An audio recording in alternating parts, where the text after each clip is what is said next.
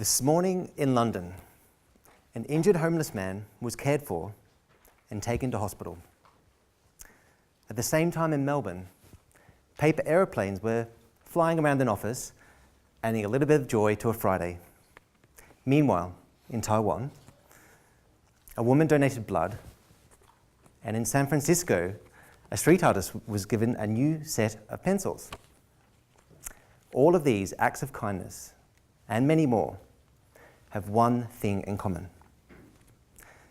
They all resulted because of a Band for Hope, like this. But I'm going to come back to this. First, I want to tell you about an adventure.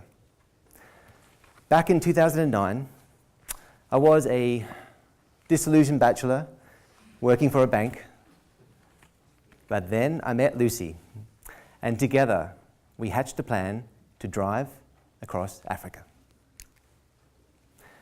Along the way, we rescued a township puppy and named him Bow Wow.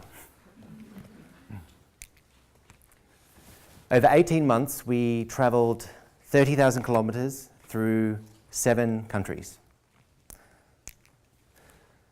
Together, we camped on dry riverbeds in Namibia by Himba homesteads, swam with whale sharks in Mozambique, even tracked shy black rhinos in Swaziland, and camped in the middle of the Makati salt pans, which was kind of like being on the moon. Fellow overlanders strongly advised us against taking Bow Wow, as most camps and game reserves just don't allow dogs, and he could make crossing borders even more difficult. There was also a real chance that his smell could attract predators, which earned him the nickname Lion Bait. However, you'll be pleased to know we all survived, including Bow Wow. And Bow Wow made our African experience all the richer. Having him with us meant we were forced to take the dirt roads less travelled, popping our tent in strange and potentially dangerous places, often relying on the kindness of strangers. In fact, the trip just would not have been possible without the goodness of the African people we encountered. What we experienced is known as Ubuntu, which is the African belief that there's a universal bond of sharing that connects all of us. In Zimbabwe, we came across a group of craftsmen who were producing these wristbands out of copper and zinc. And with Ubuntu now flowing through our veins, inspiration struck us with an idea that could not only help these men, but also encourage people all around the world to start their own ripples of kindness. The Band4Hope Project was born. So, back to the wristband. This is a Band for Hope. A Band for Hope. It does exactly what it says on the copper.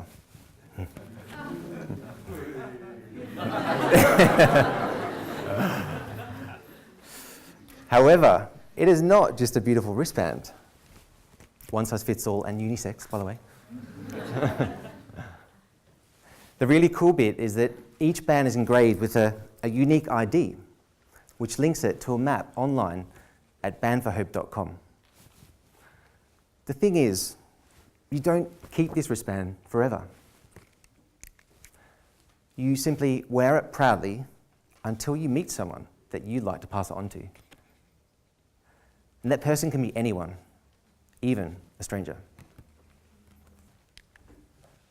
All of this is recorded on what we call a Hope Trail, which allows you to follow your Band for Hope's journey and all the good it does along the way. Imagine a relay where each person is passed the baton to run with and do good. Of course, you don't have to be wearing a wristband to do a good deed. Rather, these bands are a symbol of kindness and a reminder to be a good dude. There are now nearly 7,000 Band4Hopes crisscrossing around the world, which have together helped raise thousands and inspire countless acts of kindness. What began as a hopeful idea on a long and dusty road in Africa has now touched people on all 7 continents, including Antarctica, where there are at least 3 Band4Hopes currently on an expedition, soon to be added to the map. It's an amazing feeling to wake up each day and think that maybe, just maybe, someone else on the other side of the world is having a better day because someone with a Band4Hope helped them or even just made them smile. Animation.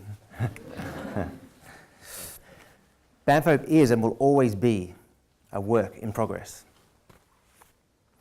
Our journey has been a little bumpy at times, but we are always learning.